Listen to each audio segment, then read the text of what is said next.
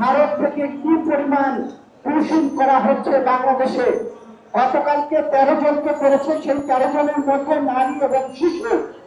এই যে বাংলাদেশের বিভিন্ন সীমান্ত দিয়ে যেভাবে পুলিশিং করা হচ্ছে, এটা বাংলাদেশের জন্য ভয়াবহ বলে আমরা মনে করি।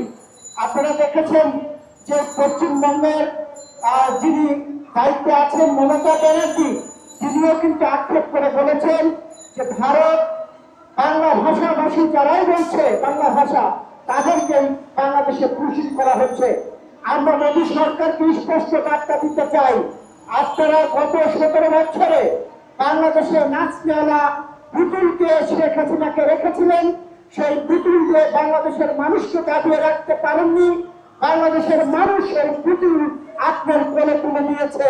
কাজেই বাংলাদেশকে আপনি যত ষড়যন্ত্র করেন না কেন, কোনো কাজ হবে না। বাংলাদেশের সকল শ্রেণী পেশার মানুষকে ঐক্যবদ্ধ হয়ে সীমান্ত পাহারা দিতে হবে এবং বাংলাদেশের সার্বভৌমত্বকে রক্ষা করতে হবে। আমরা যদি বাংলাদেশের সার্বভৌমত্ব রক্ষা করতে ব্যর্থ হই, গত 17 বছরে এই মোদী বাংলাদেশের যেভাবে তাণ্ডব চালিয়েছে, সেই তাণ্ডব চালাবে বলে এদেশের মানুষ মনে করে। আমরা মোদীর কোন আগ্রাসনকে বাংলাদেশের মানুষ মেনে নেব না। আমরা বীরের জাতি, বীরের মতো বাঁচতে চাই।